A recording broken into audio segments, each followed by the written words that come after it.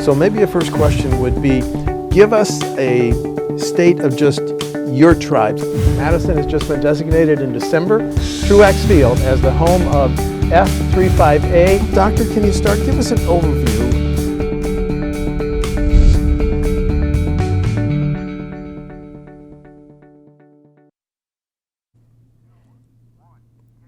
Wisconsin has a higher suicide rate than the national average. In 2018, according to the American Foundation for Suicide Prevention, one person died of suicide every 9 hours in Wisconsin. Suicide was the second leading cause of death for those ages 15 through 34. But the suicide rate was highest for those ages 45 to 54. Stats like these prompted the Assembly to form an Assembly task force on suicide prevention. I want to thank the chair of that, GOP Rep. Joan Ballweg of R-Markesan, who represents the 41st District, and the co-chair, Democratic Representative Steve Doyle of D-Onalaska, who represents the 94th, from coming in to talk about the panel's recommendations. Thank you very much. Thank you. Now you had, thank you. I read the report. You had like 6 or 7 hearings. Over the course of that, just a general question, the biggest lessons learned for you, the biggest takeaways? Well, Chair? the 6 hearings we had, first of all, we were tasked to find out what the landscape was, what's happening in Wisconsin. And what we did find out in traveling around the state was that there's a lot of good work going on, but it's very siloed. There probably is ways that folks can collaborate better, really good practices around the state, but let's figure out how to make sure we're all working together and make sure that we can normalize the conversation about mental health and suicide so that it's not kept in kind of in the background, and make sure people are aware that they can get treatment. Thank you. Your biggest takeaway? Suicide affects every age group, every demographic group, every geographic area. It was really shattering to watch some of the people testify. You get a tough guy farmer or a tough guy law enforcement officer telling you things that, I mean, I wouldn't feel comfortable talking about. And I just give them so much credit that they were willing to come forth in public and say, this is an issue, and we need to deal with it, and here's how it affected me. I can't thank them enough for being willing to share that kind of information, and learning that you really need to meet people where they are. It's better for a veteran to talk to a veteran, a police officer to talk to a police officer, a young person to talk to a young person. That was my biggest takeaway, is that it's out there. We don't necessarily talk a lot about it. It's getting better, but we still need to do a lot more talking about it. We're going to get to the 9 recommendations by your task force, but to do that, let's kind of lay the groundwork with some basic overview stats on suicide in Wisconsin. First of all, let's look at the suicide rates. Now, they were down slightly, 2017 to 2018, a drop of 5%. But since you heard the testimony, any reasons for the 24% increase between 2008 and 2017? Did you hear any reasons, any PSs on these stats, either of you? I don't know, there were specifically reasons for those increases. There's a lot of different means that people are using. Relationships, we heard in many cases, were some of the main reasons, but every different demographic had different reasons that they were coming to these conclusions where individuals were taking their lives. Were you surprised 24% increase between 08 and 17, Representative? That's one of the reasons we were doing the task force, because we knew that this was something we had to get our hands around. Any PS on that? The other important thing to recognize with these statistics is this is our best guess. Thank you. Some of what this could be is better reporting, because so often we've heard that, you know, if it's a small town and somebody, you know, dies by suicide, you don't want to embarrass the family, so you list accident. You know, so we don't know exactly what the numbers are. We're hoping that this task force gets us better information in that regard, but these are just the best guess. The American Foundation for Suicide Prevention is the one that gave me the number on the 5% drop, down to 866 in 2018. I know the State Department of Health is going to be issuing a very detailed report in November. So any thoughts on why we had a drop? Are some of these programs working, or is this could be just a one-year aberration? I think we have been making some strides in Wisconsin when it comes to behavioral health. There has been investment since the actually the mental health task force that was held in the 13-14 session. We've been putting money into school mental health, CIT officers for law enforcement. So we have been making some strides.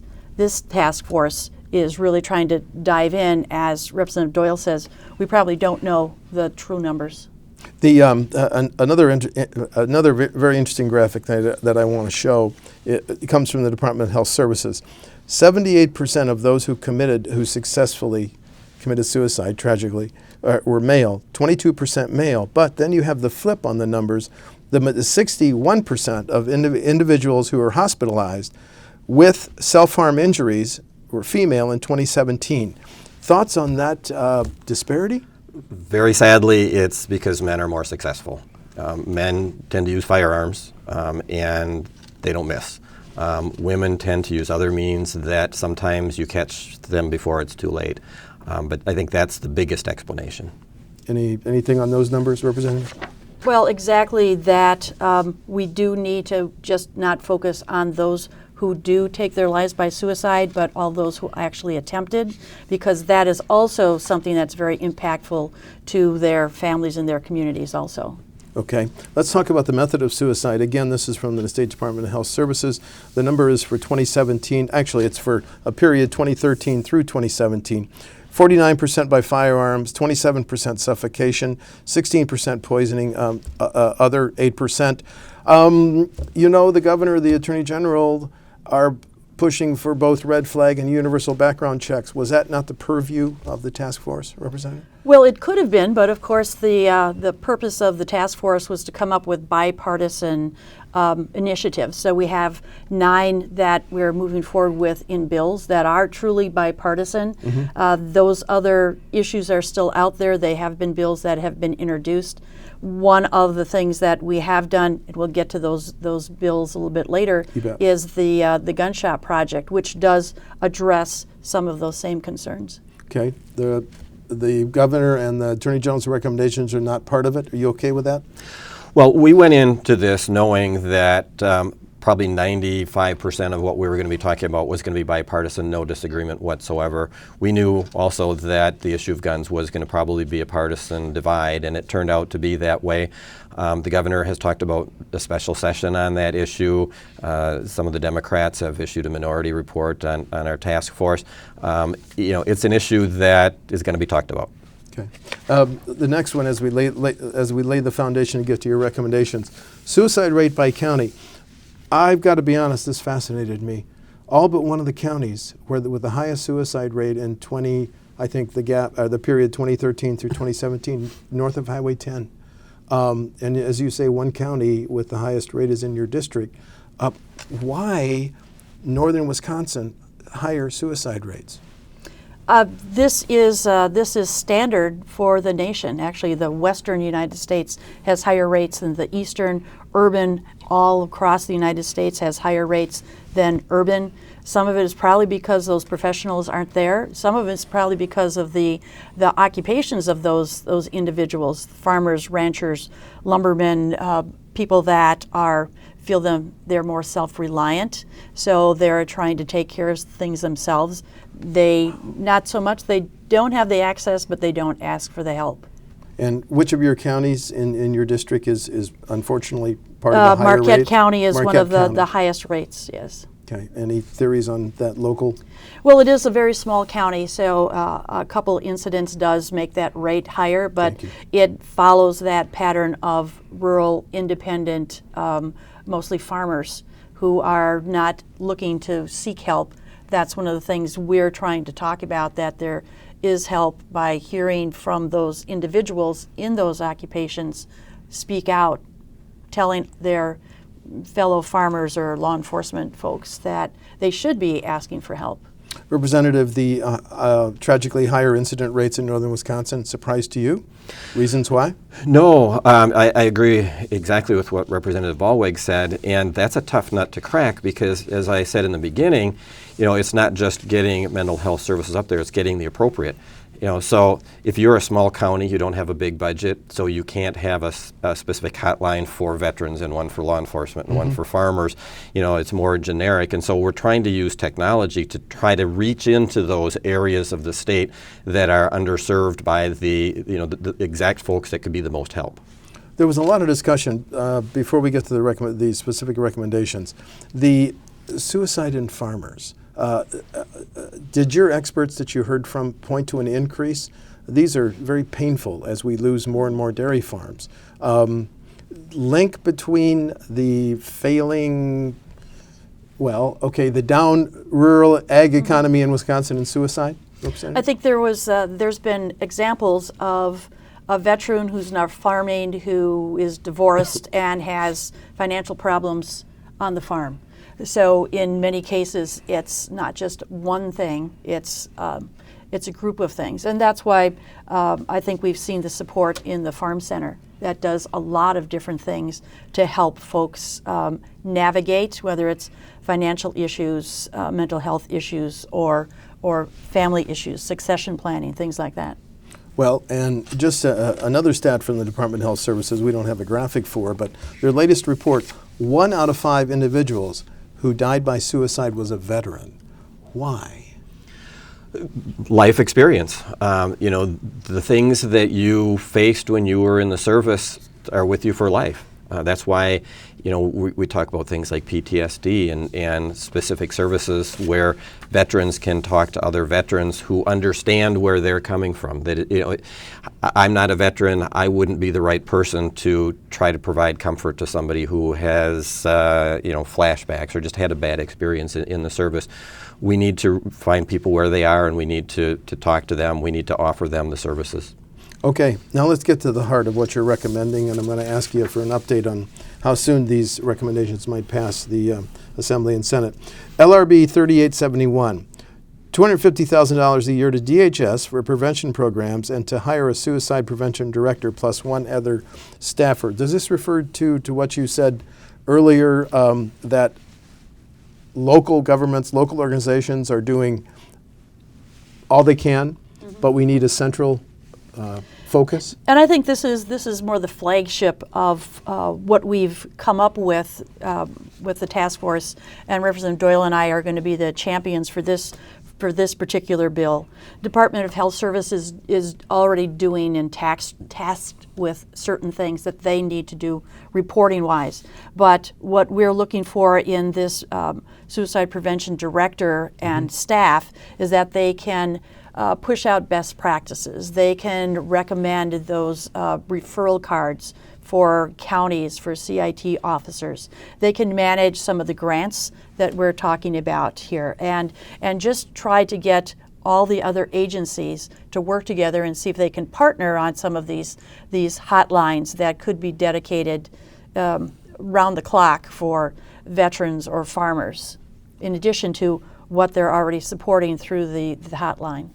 Do you think there'd be any, now you still serve on the county board, don't you? Right, in La Crosse. In La Crosse. Do you think there'd be any pushback from organizations who are saying, we've been pretty effective in our programs and we don't need state government coming in and telling us how to run it? Well, La Crosse is really lucky. We have 2 medical facilities and 3 higher education institutions, so things work really well in La Crosse.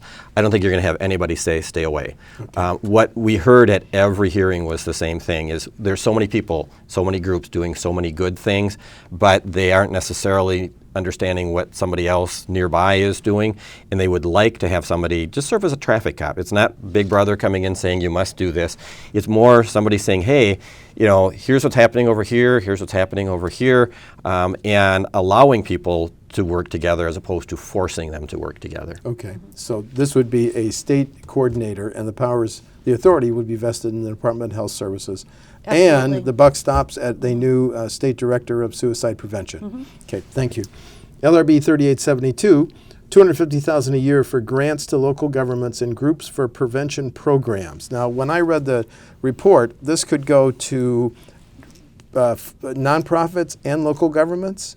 Can you talk about this provision? It could go to regional coalitions also. We've heard about that. Are they already during out the course. there? Some of them are already out there, Excuse me for interrupting. and some of them are trying to do something with their local in Adams County, they have someone in the local health department, public health department, that is doing this, but actually the work they end up doing is through donations and volunteers. So with a little bit more money through a grant program, they would have better capability to raise awareness, provide materials, maybe get those resource cards out to their caseworkers or their crisis intervention team workers through the county and through local law enforcement.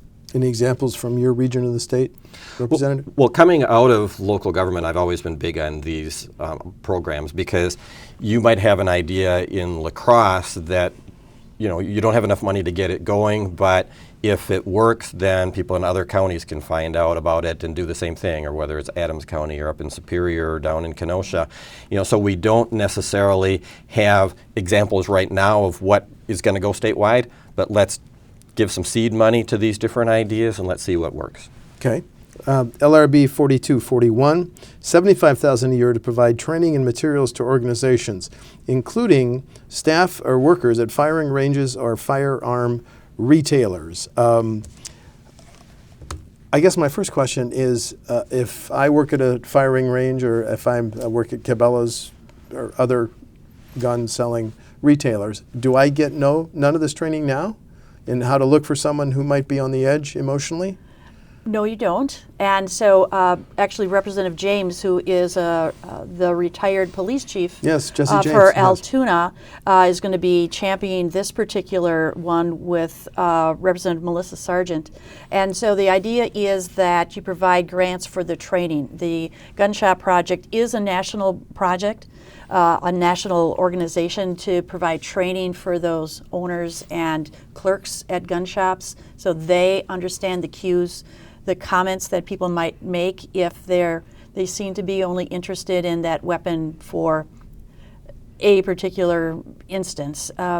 We also want to make sure that gun shops make themselves available, if at all possible, to hold weapons. Many of our law enforcement agencies will do this now on a voluntary basis. There are some gun shops that will have a safe in their location where someone can come in and keep that weapon there for safe storage.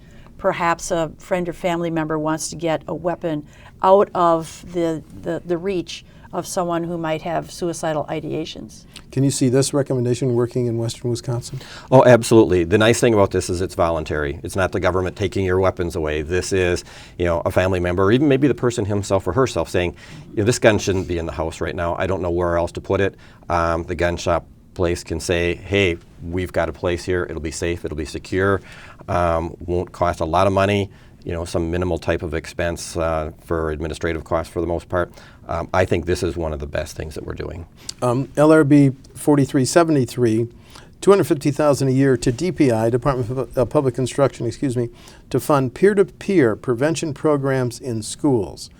This intrigues me. All level of schools, elementary, middle, high school, higher education? This is directed at high schools right now, but a dedicated fund for a grant. What we heard in talking with the youth that came to testify and the screening of the documentary we saw, they saw that as the main way to help each other. Statistics show that, as was mentioned before, peers will talk to peers. Youth will talk to youth before they'll talk to a parent, a counselor, a teacher, something like that.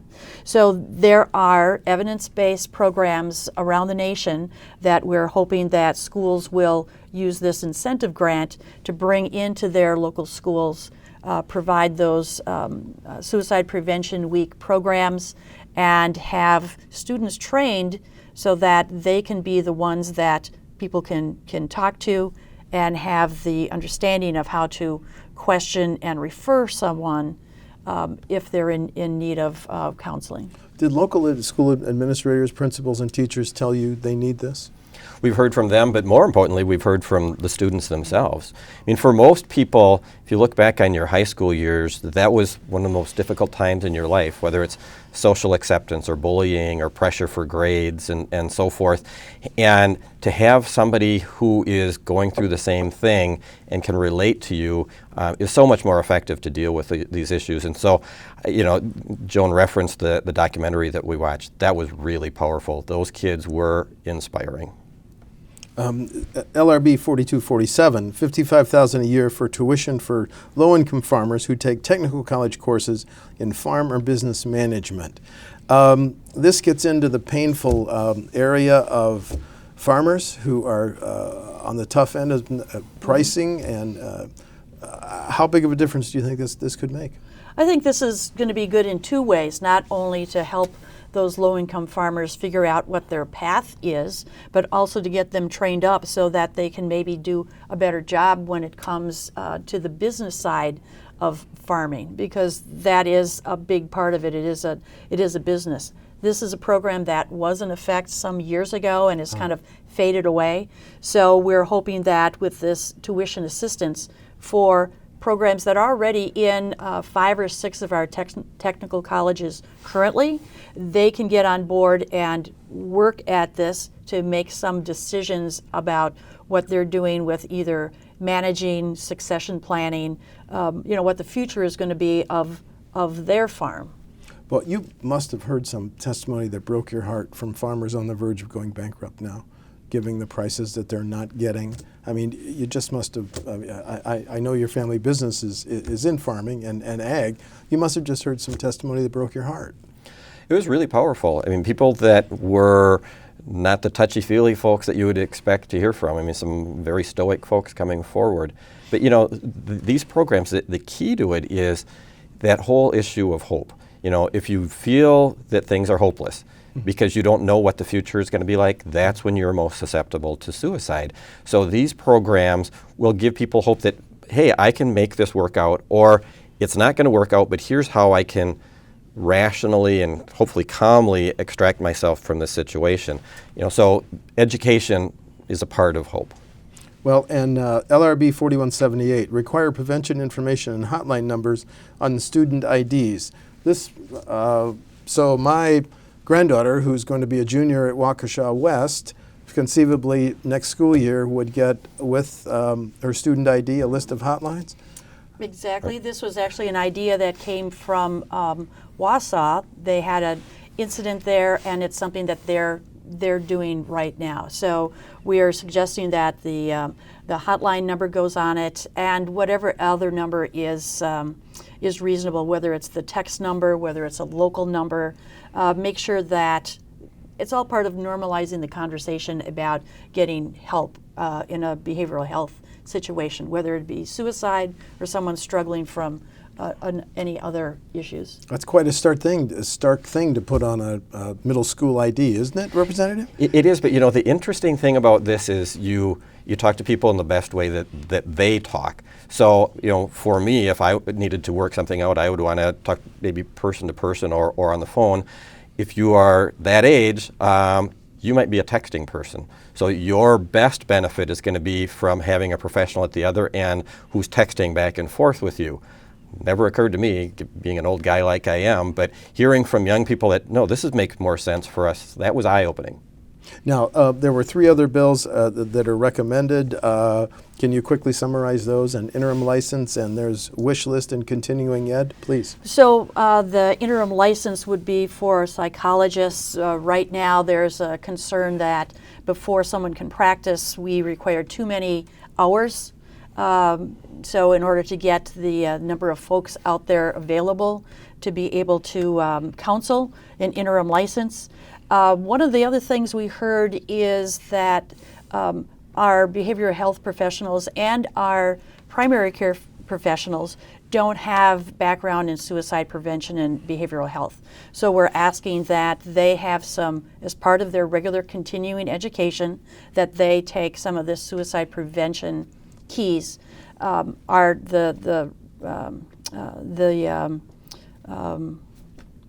The research says that about 45% of all folks that take their lives by suicide have seen their primary care physician just before they took their lives. They So let's 25%? 45%. I'm sorry, thanks for Yes, the correction. 45% have yes. seen a medical professional. Yes. So let's get them more in tune to understanding those cues, just like we do with the gunshot project or anything else, to get people into the next phase of treatment.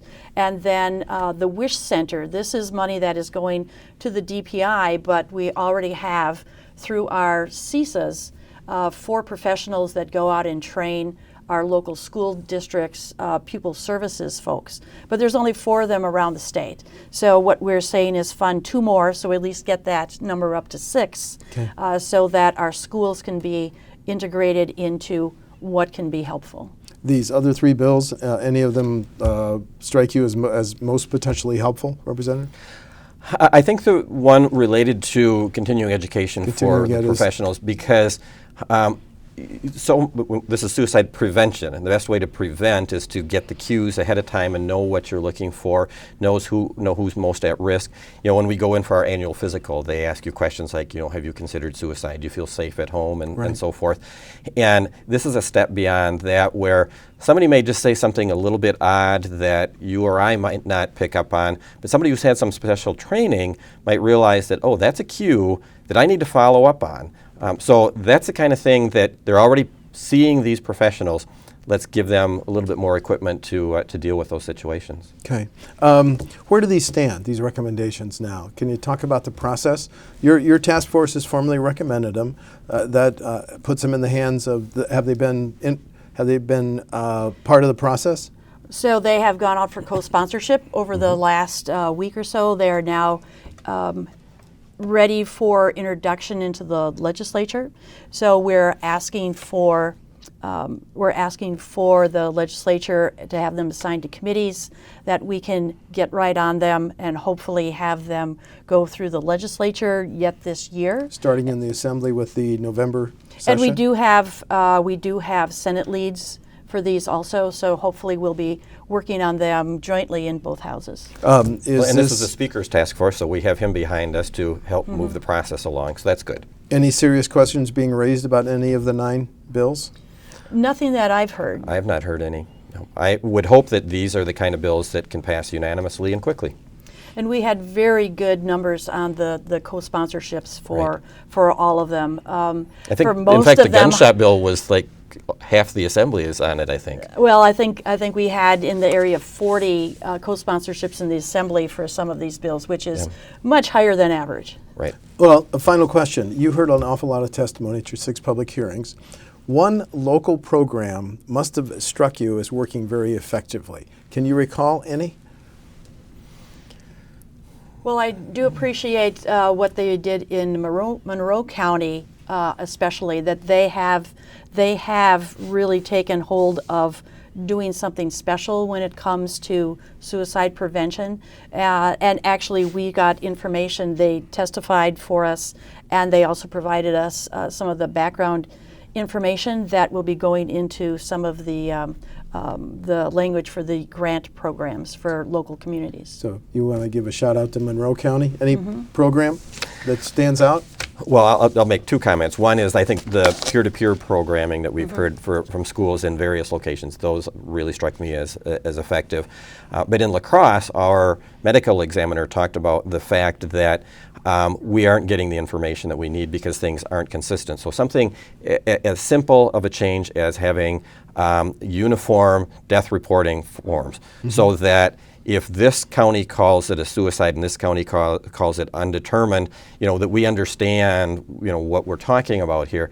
I mean, that to me is kind of the essence of what we can accomplish here by having the state director. Get everybody on the same page, talking the same language.